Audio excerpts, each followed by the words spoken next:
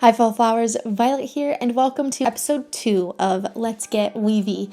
In today's episode, I'm going to be showing you the Chinese staircase stitch, which I think is probably the best starting place for getting into lanyards because the stitch is so versatile. It's really simple. All you really need are 2 pieces of string, gimp, craft lace, whatever material you'd like to use for this. So without further ado, let's get into it. Alright, now before we get started, remember that the best of arts and crafts is you, so if you don't get this on the first try, it's totally okay. Be patient with yourself, especially if this is the very first lanyard that you've ever attempted to make. If you have questions, please comment down below and I will do my best to help you with that. So here I'm showing you the Chinese staircase stitch that I did with paracord, just so that you can see on a larger scale what the stitch actually looks like, so that if we do this with the bracelet thread or if we do this with Rex lace or some plastic lacing of sorts, you can understand the stitch that we're trying to achieve here. All right. The first step is to pick 2 colors that you like and make sure you have some scissors nearby because we're going to be cutting these pieces of string to some desired lengths. Now, it's up to you how long you want to make this, but for this stitch, I'm going to make one my main string, and then the other one is going to be the one that I'm wrapping around that string and tying knots over to get that staircase effect.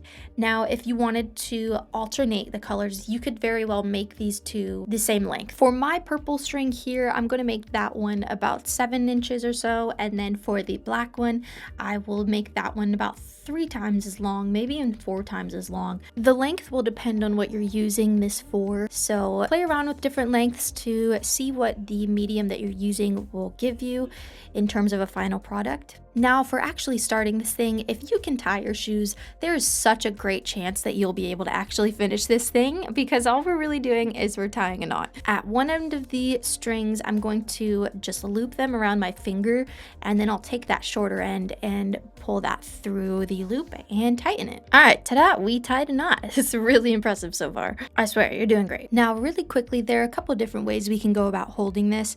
If you're more comfortable setting this down on a surface and anchoring it down, you're welcome to tape it down to a table and do it like that. Or if you want to hold it in your hands like I will be doing, I'm just pinching it at the end with my pointer finger and my middle finger, and then I'm using my thumb and my ring and my pinky down below to keep the purple string straight. And then the black string is going to be in my dominant hand, and this is what we're going to be tying knots with. To do the stitch, I'm going to make a C over the purple string using the black string that I have, and then I'm going to take the bottom of that C, go around the purple string, like behind the purple string, and then I'm going to come through the center of that C loop, and then we'll pull that tight. And depending on how you hold it, maybe it looks like a backwards S or something to you, but the idea is to make a loop or lay a loop across the purple string, and then we're going to go behind the purple string and through that. And that is all it is. If you got this far, congratulations, you have completed your first Chinese staircase stitch, and really the world of bracelet making is open to you now. I'm going to continue doing this all the way down the purple string, and I will show you what that looks like in just a second.